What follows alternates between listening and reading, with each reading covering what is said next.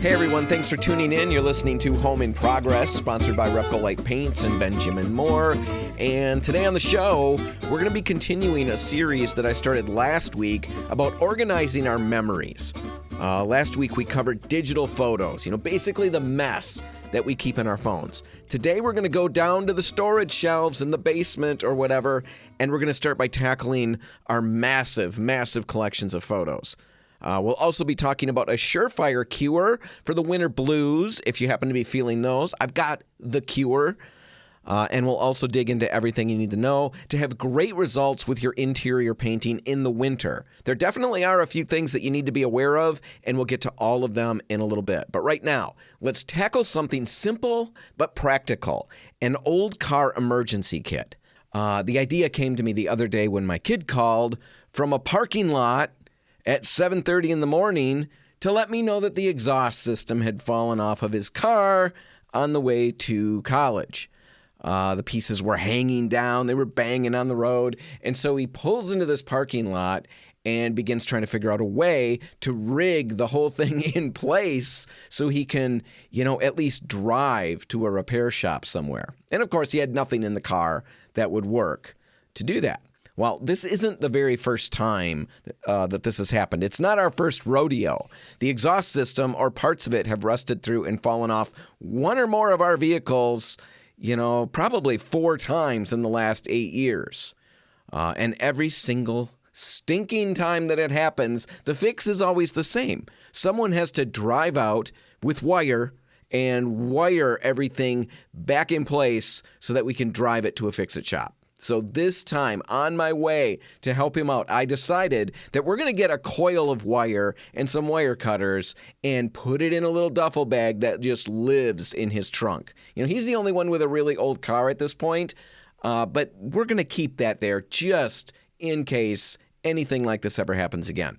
And that got me thinking about other things that have saved our bacon or would have saved our bacon over the years, with our older cars. Not a disaster kit, not some roadside survival collection of goodies or things like that. Just a few simple things that earn their keep. So I started making some notes as I was driving out there to help him, and here's what I came up with. Here's my recommendation. If your kid or your grandkid, or maybe you, are driving around in an old vehicle that's seen better days, maybe this is worth adding to your trunk.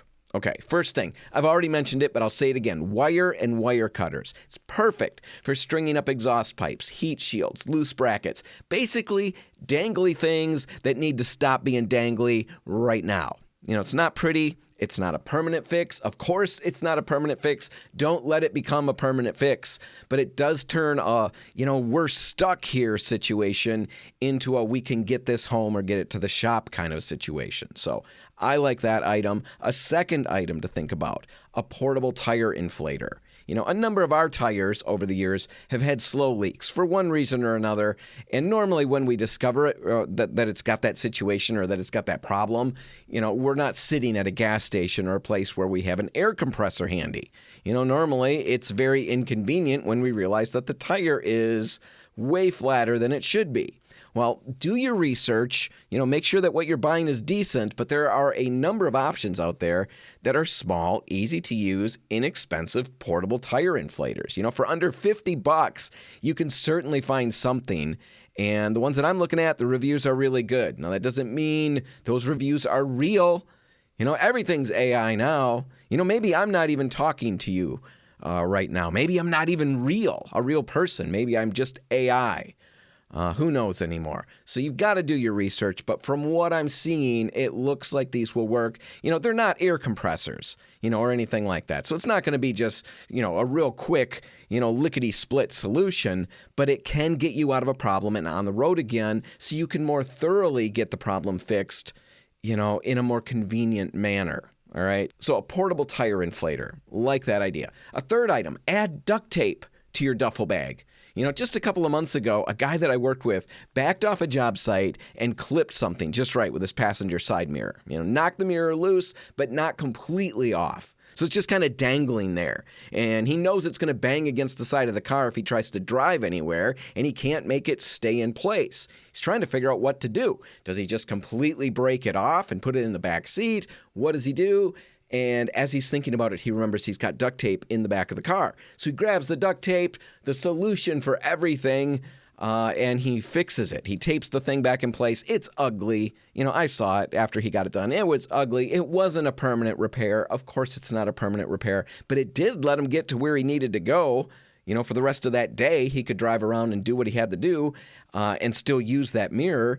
And he actually had it that way for a week or so until he was able to get a new mirror installed. So duct tape, it's a go-to fix-all, and it can definitely get you out of a lot of jams. A fourth item that I'd recommend would be jumper cables. Of course, jumper cables. They're not flashy, but they're handy. And that's what we're after here. We're not creating a bag of emergency things that are flashy and exciting. These are, just core boring items, but they're going to help you. And really, jumper cables, that's not just for older cars. Batteries fail no matter how old the car is. A year ago, my mom's battery died, and I had to run out there with jumper cables. Just having them in your vehicle means that you might be able to convince somebody nearby to help you get your car going again. Lots of us already have them in the vehicle, but if you don't, think about it. A fifth item to add, heavy-duty zip ties. They're perfect for loose panels, hanging plastic shields, things that just need to stop moving and for which you don't need wire or something like that. A few last items to toss in, work gloves. They're nice to keep your hands clean and protected, but also because a lot of parts can be pretty hot to the touch. So work gloves would be great. A first aid kit. Even just a small one can be really handy if you slice a finger or something while you're working on your car. Finally, I throw in a small canvas drop cloth. I know this one's kind of out of left field, but with Andrew's exhaust dilemma the other day, we were laying on a wet, dirty parking lot trying to get things wired into place underneath his car, and I had to go back to work way filthier than normal. I'm not always perfect because I work alone in a great big warehouse. That's where my studio is. So I'm not always perfect, but this day I was way worse than normal. A drop cloth would have provided a much better work area. Anyway, there you go. A quick emergency kit for older cars. And you know what? I am aware of the fact. Maybe there's a handful of people out there who are thinking, wait a minute, all these things that he's added, if the police ever search your vehicle and they find a duffel bag with zip ties, wire, you got gloves, you got duct tape, it does look kind of like, you might be up to nefarious things. But maybe if you put a sticker on it or a little note inside that says emergency, kit for my old car, maybe that won't be a problem. Just don't get pulled over and don't give them reason to search your vehicle. That's really going to solve all of that. But anyway, I wanted to point out I was aware that a number of these items could lean themselves towards nefarious. The drop cloth, you got to put the body in something. Just saying, I'm not recommending or endorsing. Repcolite does not endorse any of what I just said. I'm going to move on. Think about it. An emergency kit for your car might be a good thing to do. All right, I don't know about you, but there might be just a little bit of the winter blues going on around at my house. The good news is I've got the cure, and I'm going to get to that right after this. Home in Progress is brought to you by Repcolite Paints and Benjamin Moore. People often think of paint as just another line item on the project supply list. But here's the thing. Everything you do, every hour of prep, every stroke of the brush, all comes down to the quality of the paint. The paint is the project. Make sure it's the best. You know what? Every single winter this happens. Things start to get a little dicey in our homes. Especially after this past week or so with all of those school closures, the business closures, the cold, you name it. With all of that, the things got a little bit dicey at my home, and I'm assuming maybe at yours too. Because I received multiple texts from friends, and the idea in those texts was always the same. Basically, they were saying, I need to see somebody other than the people in this house with me right now. And I get it. I love everybody in my home dearly. I dearly, dearly love them. And yet face-to-face for days on end gets to be a little much, if you know what I'm saying. The dogs, too. My goodness, the dogs, even more so than the people. The dogs, I love them. I do, but I could do with them having a dog vacation, away from me. Right now it's just us, 24/7, and they're in your face all day long, making sounds, looking like they need something, like you've let them down in some regard. I don't know what their deal is. I think they're feeling the winter blues as well. They're certainly playing into my experience of the winter blues. They're helping make sure that I really feel it this year. In the spring, summer, fall, pretty much the rest of the year, we can go outside comfortably. We can go walking. We can find some distraction. I can go outside right now. I get that. Because there are some people shouting at the radio right now that you just go outside, loser. You can do that right now. I know I can, but it's cold out. It's not really tons of fun out there.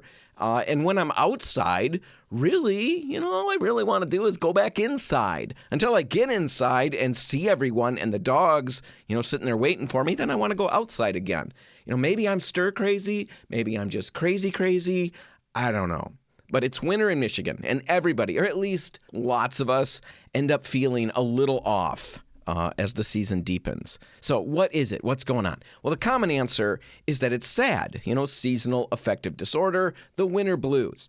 But you know what really doesn't get talked about enough, at least not that I've read or run into, is anything beyond saying it's the winter blues or that it's SAD, seasonal affective disorder. That's what we land on, and that's what we usually name it, and that's usually all we really say about it. But think about it for a minute. Why do you think you feel, or that we feel, the winter blues? Because it's cold out? Is that it? Is it because it's dark and dreary? Is it because we can't get outside as much? Those are all possibilities, and I'm sure they play into it. But I really think there's something else that runs a little bit deeper. And I've done a ton of research on this. I've found the best experts that the internet can offer us. And here are some of the things that I found that are outside the normal conversation about what winter brings about. And also, better than just having that info, I've got a plan for how to fix it. All right, so let's dig into some things that winter brings about, and then let's talk about the cure. And let's start here. When winter hits, a lot of us stop doing things that leave a mark, things that matter. We go from moving and building and fixing and changing things to just kind of sitting around, scrolling and thinking. And let me say something that probably doesn't need to be said, but I'm going to say it anyway. Thinking, especially when you're already feeling a little bit low, that can turn into a loop. And it's not a good loop. It's more like a spiral, a downward spiral. So that's what winter can bring about, that lack of motion or action. And the cure, the fix to that, is to do something with our hands. The fix is to get busy and tackle a project. And that sounds crazy, but psychologists, those psychologists, the psychologists is how, the layperson might say that, in the industry. We have, we like to use extra syllables. Makes us sound smarter. But I'm going to just use the syllables that the normal, everyday working person's going to use. Psychologists confirm that when you're sanding, painting, fixing, organizing things, your brain can't spiral the same way. You're engaged with the world outside your head, and that's a good thing.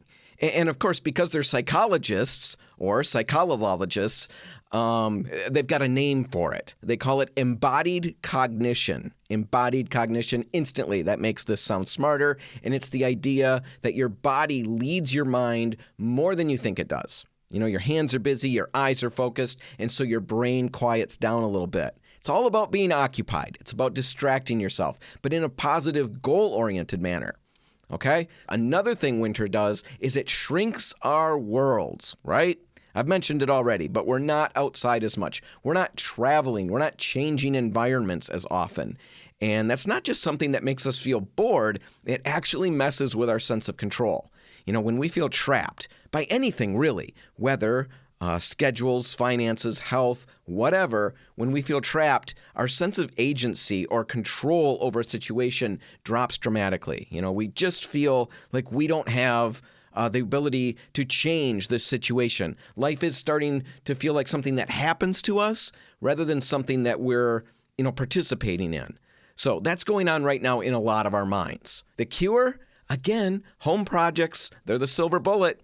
And I'm not just hammering this point for fun. It's real. With a home project, you decide something, right? You change something. You see the result of those changes, of that work. And that matters more psychologically than we realize. A painted wall, a fixed door, a reorganized space, it's all proof that our actions still matter. Even if the rest of life feels uncertain, this one thing responded to what I did to it. And I know that sounds really silly on the surface. It really does. I get that. And I don't think many of us think of it in those terms. I don't look at the organized workbench and think, wow, my actions still matter. I'm important still. I don't verbalize that or even clearly think that out. But the reality of the organized workbench really does help me feel a little more control, a little more agency, even if I don't put words to the feelings, if that makes sense. So home projects, they're great. Anything from painting a living room to reorganizing a closet, they're really, really good for this time of year. But, and this is a really big but, when somebody's already feeling low, the very worst thing they can do is bite off something massive. So big renovations, they've got a tendency to stall or crawl. And stalled or crawling projects become guilt. Guilt feeds avoidance, and soon you're back on the couch eating Pringles out of the tube and feeling worse than you had in the beginning. Small projects, they're the answer. Small projects with big impact are sheer gold, this time of year. So paint the inside of an entry door an unexpected color.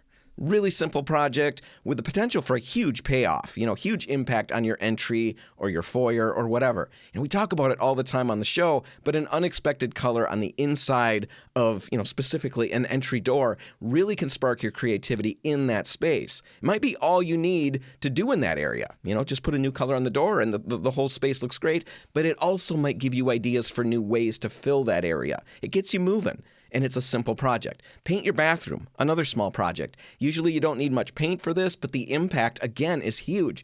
The bathroom is typically one of those recharge zones in our homes. It's a self-care area. Not only are you doing some physical work and tackling a project, which is good, this time of year, but you're also creating a space that's going to feel even more rewarding to spend time in. So double benefit with that.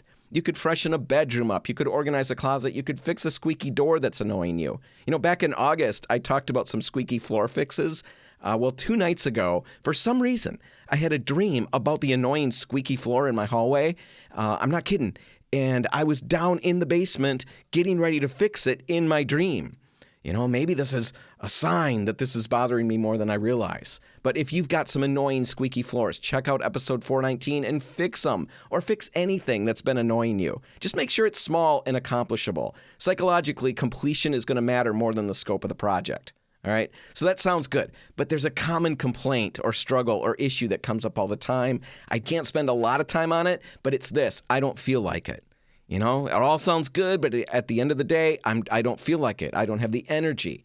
Well, I was kind of surprised to learn this, but there's something, again, psychologists will tell us they figured it out a long time ago, and it runs totally backward to how most of us think. But you don't wait until you feel better to do something. You do something, and then you start to feel better. It's called behavioral activation, and it's a fancy term for a really basic idea. Activation comes before motivation. So if you don't feel like something, just waiting around for that day when you're going to feel like doing it, it's probably never going to come. But if you start doing something, you're going to find you don't mind this project at all. So really, you kind of got to just jump in and get going. So find a small project. I think it's the answer for kind of what we're feeling right now. And it doesn't have to be paint related, but if it is paint related, you're going to want to know a few things about painting inside in the winter. And we're going to get to all of that right after this. Home in Progress is brought to you by Repcolite Paints and Benjamin Moore. Think about it. You spend hours prepping, sanding, taping, and then finally painting. Don't throw all that work away with an inferior product. The paint isn't just another supply. The paint is the project. Make sure it's the best. We're deep into winter right now. And I don't know about you, but I am starting to hear the same thing from a lot of people. I just need to do something. And maybe after last segment, you're one of those people. Maybe I've convinced you. If that's the case, a great project to do is a little interior painting. Now, I know it doesn't need to be paint, but painting's a pretty good place to start. Now, for me, I've always been a big advocate of interior painting in the winter. But I've been surprised lately to run into some people, a number of them, who think that painting inside in the winter is kind of a no-go. that it's not something that you should be doing. That's very strange to me, but that's what they're thinking. It's not the right time for an interior project. Well, the big concerns that they usually bring up are the fact that it's cold outside. Even though we're painting inside, they're worried about it being cold outside. And that's not completely crazy. So don't blow that off. There are some thoughts with that, but it's not a major thought. Another concern that they've got is that they can't open windows to ventilate as they work. At least we can't open them as freely as we can during the rest of the year. Well, those concerns, like I was kind of saying, they're really not that big of a deal. And we're going to get to why that's so in a little bit. But first, here are a few reasons why I think winter is surprisingly good for interior projects. First off, you're already inside, right? It's not like the great outdoors is calling your name right now. I know being stuck on an indoor project when birds are singing and the weather's beautiful, that's tough. It's tough to stay focused. It's tough to not want to go outside. But right now, the only birds out there are vultures, and they're circling over your house, just waiting for you to go outside. If they're even outside, they might even be inside. They're probably struggling with the winter blues too. So being involved in an indoor project right now, that's really no big deal. It's a perfect time for it. Second, professional availability. If you're not interested in doing the work yourself, it's maybe a little better for you if you do it yourself, but, maybe you and that's not the way to get good results. If you are interested in hiring it done, just seeing the changes happen in your home will be really good and really helpful. If you're thinking along those lines, it's sometimes easier to hire a painting contractor in the winter. A number of our contractors find that customers just aren't scheduling as heavily during these months. So it's possible to get on the schedule and get the work done faster right now. It's a possibility. A third reason winter painting or winter projects are great, as I've already mentioned, tackling a project is good for our brains and our psyches this time of year. It's good to be busy.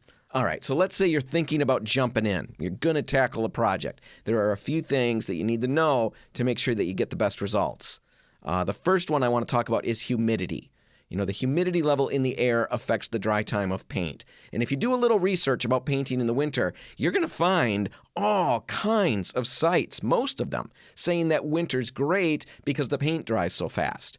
But what they don't say is what I want to get to right here. That's not always great. Paint doesn't just need to dry, it needs time to level. Self-level, flow out, and look good. That's the short window. What I'm talking about there is that window of time where the brush strokes kind of soften. They kind of fade out, roller textures, relax, and everything smooths out and you get a nice smooth finish. When indoor humidity drops below 40%, which happens all the time in winter, with forced air heat, that paint can dry before it has time to level. And that's when you are going to see brush marks that don't disappear, roller stipple that stays visible, lap marks where sections overlap, and things like that. Now, there are solutions here. Check the room humidity with a hygrometer before you start painting and bring in a humidifier if necessary to get the room to an acceptable range. Right around 40 to 50% humidity, that's ideal. That's going to be where paint levels properly, has enough open time to avoid lap marks, and so on. And at that range, drying is still going to be predictable and curing is going to happen evenly. So keep that in mind when you're painting indoors in the winter, the humidity. All right, another thing to talk about is room temperature. You might have your thermostat set to, 68 degrees, perfect, right? Well, most paint manufacturers are going to say the ideal range to paint is roughly 60 to 70 degrees. So it sounds great. You've got it set perfectly. And we wouldn't think the outdoor temperature is going to matter, but here's where it does matter a little bit. Your walls might not be 68 degrees. The exterior walls in winter can be much colder than the room air. Feel it. Go touch the wall that's the other side of it's the exterior of your home. Interior walls are going to feel, the side of those walls is going to feel warmer than that wall that, is an exterior wall. Does that make sense? Do you know what I'm saying? I'm talking about the inside of the house. I'm not saying go outside and touch the wall. Wow, surprise, that's colder. I mean the walls that border the exterior of your home, the inside of those walls will be noticeably colder. The trim will be colder, window trim, window sills, all of that's going to be colder. And it can be noticeably colder, sometimes 10, 15, even 20 degrees colder. And when paint hits a cold surface like that, it doesn't behave the same way. Adhesion can suffer, flow can suffer, long-term durability can suffer. This is where a simple tool becomes incredibly useful. An infrared thermometer. They're inexpensive, crazy easy to use, ton of fun. And they'll tell you the actual surface temperature of that wall before you start painting. And if those walls happen to be below 60 degrees, turn the heat up for a day before painting and then keep it constant for at least 48 hours after. That's going to help a lot. Now, another consideration with winter painting is dealing with forced air heat. Keep your temperature steady, mid-60s, low 70s while you're painting, and then for a couple days afterwards, that's all, part of the equation. But you also need to remember that hot air rises. So ceilings, they're going to dry way faster than your walls typically. And that's why ceiling paint choice is really going to matter. You can get a flat paint and put a flat paint up there and think you're doing well because ceilings, generally speaking, we want them to be flat so that we don't see roller marks and things like that as easily. But there are differences between flat finishes and dead flat finishes. A true dead flat ceiling paint is going to do a much better job than even a regular flat when it comes to hiding texture, roller marks, brush marks, touch-ups, all of that. So if things are potentially going to dry faster up there, which they are at this time of year, I would definitely make sure you're using the right ceiling paint, a dead flat. Coronado's Final Touch. Coronado is owned by Benjamin Moore, so it's a Benjamin Moore product, but Final Touch is a great option. And Benjamin Moore's premium waterborne ceiling paint, dead flat, really great product to work with, especially if you're going to add colorant, add color to the ceiling. You definitely, if that's the case, want to be working with Benjamin Moore's premium waterborne ceiling paint because even with that colorant in there, it's going to remain dead flat. So use the right product. All right. So what about ventilation? That was a big concern that some people online bring up. They worry that they can't ventilate in the winter and that the fumes are going to be concerning. Well, the real scoop here is that most modern interior paints are going to be low VOC. So you usually don't need to even crack the windows open. It's not really going to be a big deal. Just allow air to circulate between rooms and you should be good. If you've got people in your home who absolutely can't handle the smell of latex paint, some people just don't like it at all. If you've got people who really struggle with it, by all means, crack some windows open. You just need to make sure that you maintain temperatures in that space well above 50 degrees. You're shooting for, again, 60 to 70 degrees would be great. So you may have to adjust the heating a little bit and heat the outdoors for a little while. Right? Winter painting works beautifully if you respect the environment. So to sum everything up that I just covered, watch the humidity levels. In winter, homes are going to sit close to 20 to 30% sometimes with the humidity. That's when problems can show up. So if you can, run a humidifier in the room to bring the humidity into the 40 to 50% range. Also, when possible, work in smaller sections. Work to keep a wet edge. And then if you've got to take a break, cover your paint tray with a damp rag so the paint doesn't skin over. And don't roll back into the paint that's been on the wall for a few minutes. That's another big no-no this time of year. And really any time of year, especially now as it's drying a little faster. Don't roll back into it after it's been on the wall for a few minutes. Just apply it smoothly and evenly, the best you can, and keep moving. Rolling back into drying paint to try to make it cover a little better in this spot or that spot is usually, at this point of the year, going to leave roller stipple and marks on the wall that you'll see later. Winter painting. We can help you get there. If you've got any questions, stop out at any Repcolite store. Tell us what you're working on. We'll get you moving. All right, boxes and boxes and boxes in my basement of photographs. I have no idea how to get on top of organizing them. Well, actually, I had no idea. Now I know the steps I need to take, and I'm going to share them with you right after this. You're listening to Home in Progress, where the projects are real, the mistakes, they're educational, sometimes painful, mostly educational, and the only thing more stubborn than that old wallpaper on your bathroom wall is your determination to get it fixed. Proudly sponsored by Repcolite Paints and Benjamin Moore. Paint with a purpose, people who care, and everything you need to get the job done right. Talking about projects, good projects to tackle in the winter months, projects that will maybe help you pull yourself out of the winter blues. Talking about things like that, here's one that's really going to pay off. Organizing your memories. We've all got a shelf or two or three or more of them in our basements. Or if you're fancy, maybe you're one of those fancy people, you've got those boxes in your lower level. Mine's in my basement. Boxes and boxes stacked up, bins, drawers, all of them stuffed with all kinds of memories. Old photos, the kids' macaroni art from elementary school, a mouse calling, or not a calling card, but an invite for the mice. I've got those things. I've got birthday cards coming out of my ears. I've got drawings and sketches, homework assignments that we saved. Remember how much they hated doing this homework assignment? Oh, good memories, right? Remember all the tears at the table? I don't know why we save homework assignments, but we do. We've got VHS tapes of all these things that seem like crazy important events at the time and more. Boxes and boxes and boxes. And I'm assuming your basement looks similar, or your lower level looks similar. You've got that stuff. And chances are most of it just sits there, sits there taking up space. And at least in my case, creating guilt. Because we love these things, right? They're memories, they're important, but they're also overwhelming. So today I want to talk about what to actually do with all of it, how to organize it, how to decide what to keep, how to deal with the emotional weight of letting things go without losing your mind. Because experts, organizers, archivists, psychologists, that's a little throwback joke to last segment, psychologists, they've all figured out some really smart approaches to this, and I think they can help us. So let's start today with photographs. And next time we'll look at some of the art and stuff like that because it's too big to break or to cram into this one segment. So photographs, because that's usually the biggest category people are dealing with, the biggest struggle. Now, if you've got boxes and boxes of printed photos, and I'm guessing a lot of you do, the experts all say the same thing. Don't try to tackle everything at once. This is not a weekend project. It's just not. One professional organizer said most people have their photos scattered across, catch this, 5 to 7 different places. All right, the basement, the garage, under beds, in closets, maybe even at somebody else's house, your parents' house, whatever. We've got our stuff, our photos scattered everywhere. So step one really is just gathering everything into one place. And that might take you a day or two or longer. Who knows? But that's the first step. Get it all collected, get it all organized in one place.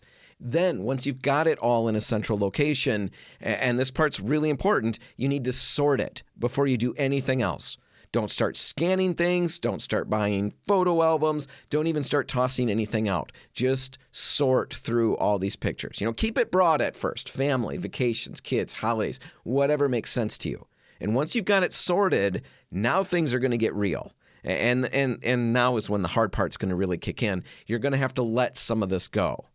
And the tendency we all feel is that we can't get rid of any of these things. At least that's the tendency I feel all the time. I feel like tossing them out is something I'm going to regret later. And I'm always worried about that future regret.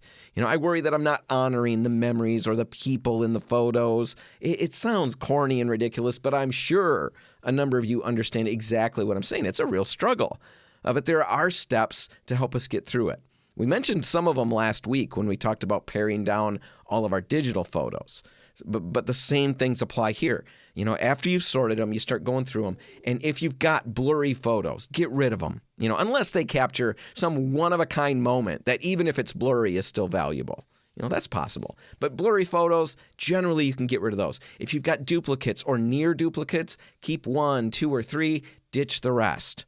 It's a really easy step there. Photos of people that you don't recognize, hey, unless there's a real reason to keep them, maybe it's an amazing portrait of somebody, and even though you have no idea who it is, maybe that's really cool. Photography at its best, maybe then keep it. But if you don't know who it is, probably let it go. Maybe you need to find out from other people in your family if they know who it is.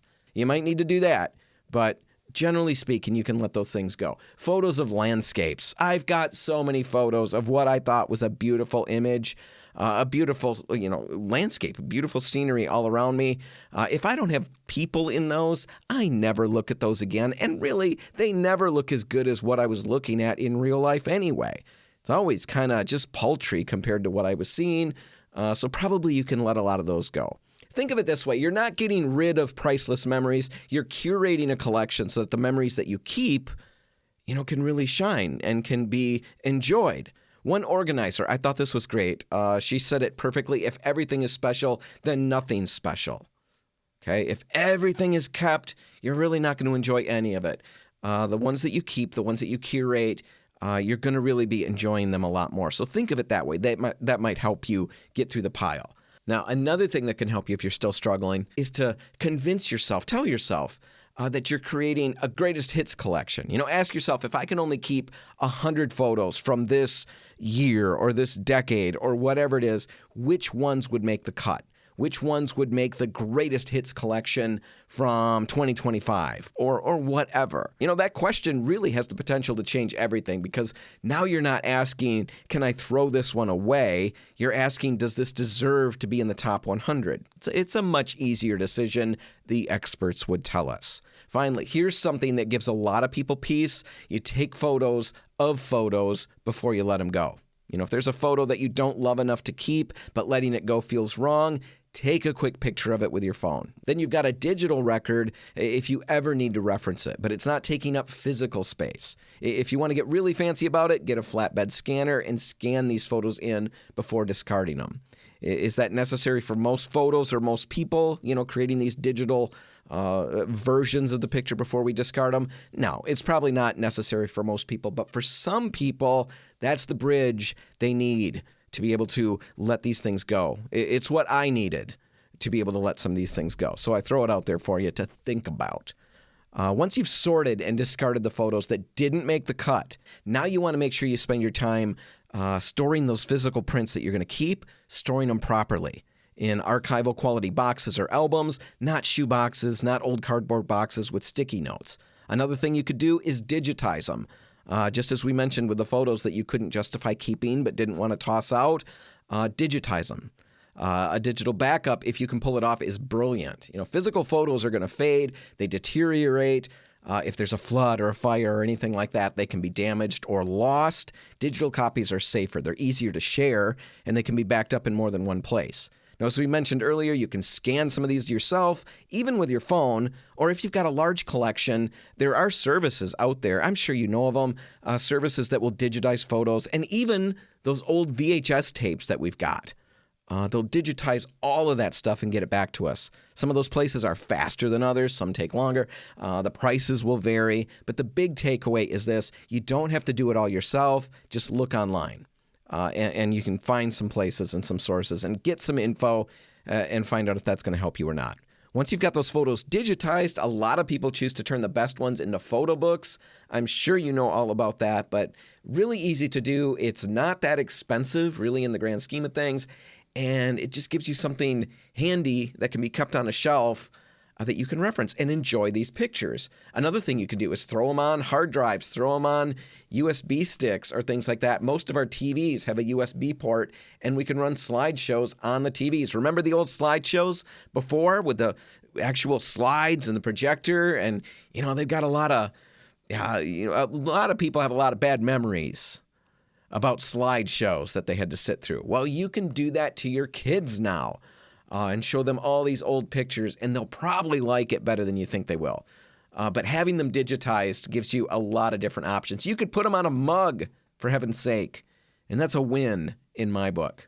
Anyway, next week we're going to dig into how to do the same thing with kids' artwork, their baby clothes, and all of the other physical items, physical memories that take up space in our homes. But for now, that's going to do it. That's all the time we've got. If you want to catch this one again, you can find it online at repcolite.com. Just click the On the Radio tab right on the homepage. Or you can just search for Home in Progress wherever you get your podcasts. Check it out. Consider subscribing. We've got over 440 episodes out there, and they are filled to the brim with the most brilliant of thoughts on many, many different topics. So check out Home in Progress as a podcast.